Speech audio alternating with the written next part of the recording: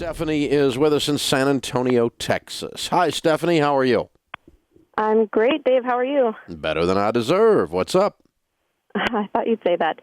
First of all, just thank you for all the work that you do. You really changed my life, and my boyfriend's also, so thank you. My question is regarding my brother. He's 18. I'm fixing to bail him out right now for a misdemeanor, shoplifting. I'm really just trying to help him get on the right track, and I don't know where to start. And on top of it, there's a lot of stress with my parents and all the money they've already spent on his legal issues, and they're starting to freak out about their retirement and, all the lack of money in that department. It's just really a tough spot because this is where I step in as the older sister and help him, but I don't know what's the best way how to. So how old is he? He's 18. I'm 25. I'm the oldest. He's the baby. Mm-hmm. Okay. And so lots of legal issues. This is not the first time he's been in trouble. No. Okay. What's his problem? He is a pot smoker. Mm-hmm. And then as of late, he's shoplifting. Mm-hmm. He's getting video games and headsets, and he says that he's reselling them. Okay. Not reselling because he didn't buy them in the first place. Yeah, he's selling them. Yeah, he's fencing them. Okay. All right. And so they caught him and arrested him. Good. So what's his attitude now?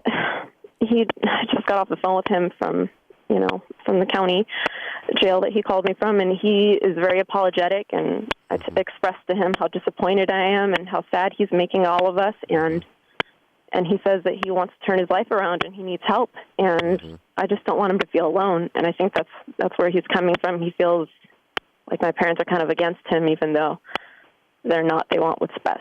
Yeah, they're not against him. They're just sick of his misbehavior. Yes.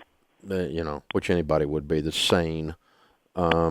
So what are you guys going to do when you get him out in order to get him straightened out? Because if you put him right back where he was, he's going to go right back where he was. I mean, something's got to change, doesn't it? Yeah. So his lawyer said that letting him stay there is not the best thing, and that's the only reason that we're getting him out, because I agree with what the lawyer said. This is the first time. Why is it not the best thing? He was saying that the longer he stays in there, and it could be a month or 2 months, that the more, they'll be pressuring him to just make a plea bargain, I guess is what you would say, or admit guilt and then be convicted. And we don't want him to get convicted. Why? He's guilty. Yes. He stole stuff. So I'm confused. Why don't we want him to get convicted? So if you bail him out, what happens? He's still got to go to trial, doesn't he? Yes, he does. This is the first time that I'm stepping in, and my parents are kind of taking the back seat, and I want to be the one to help guide him, because what I feel in the past, what my parents did didn't help too much, and so I want to be the one that, steps in as kind of the third parent and puts rules and stipulations for his. Yeah, but so we let him out. Where are the rules going to be implemented? Where's he going? Back to my parents' house. Where there's no rules. Where all this crap started. Yeah. So I'm confused about how all this is going to help. That's what I'm trying to figure out. Yeah. I mean, all you're doing is getting him out of jail. And he's right back to the same routine. Something's got to change. Other than you put down your foot. Laugh. I could have him move in with me. No, I'm not suggesting that. I'm just saying you guys need something pretty dramatic to change, because this little twerp is out of control. Yeah. And somebody's going to have to really step in and put the thump on him. And it's not just verbally. I mean, something's going to have to happen here that's pretty dramatic in his life. And so, you're going to get a job. You immediately are going to get a job working 40 to 80 hours a week. You're going to church every Sunday morning, and every time the doors open, you're going to get on an exercise program. You're putting down the weed head, and you're staying off the stupid television and the stupid games. And you're getting back into what's called adult life. You're 18 years old, and we're about to jerk a knot in your butt. That's the kind of thing I'm talking about. Absolutely. And your dad is going to have to step up. You can't do it while he lives at their house. But something's got to change. I mean, I don't know what it is. I'm just being a dad right now. That's all I'm doing. I'm not a family therapist.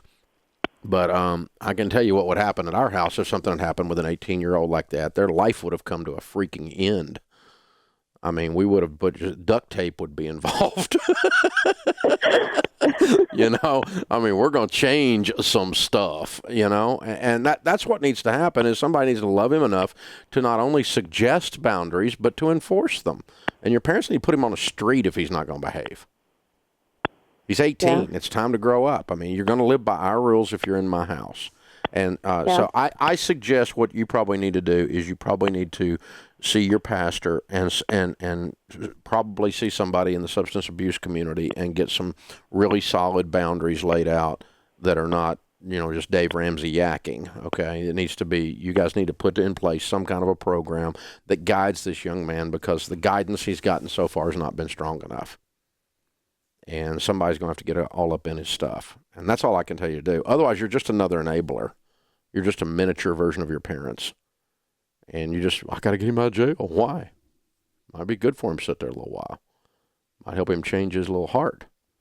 And because so far, every time he gets in trouble, everybody runs to the rescue. And now you're the third version.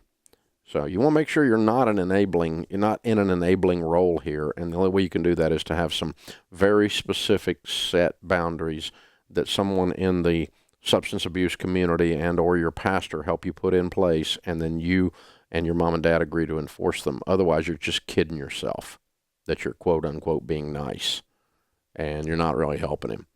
So I don't want my kid to sit in jail. I don't blame you for that. I don't want my brother to sit in jail. I don't blame you for that. But, you know, the other thing is what is going to help him be the man he needs to be when he's 30? Because right now the track he's on is not a good one. We're all in agreement on that. So something's got to change. If nothing changes, guess what? Nothing changes. That's the big difference here, and that's the thing you need to really lean into. Otherwise, don't bail him out. Just step back and watch this happen. He got himself into this. This is the Dave Ramsey Show. Hey guys, thanks for watching. If you enjoyed this video, click the subscribe button to get the latest content and check out these other great clips from the show.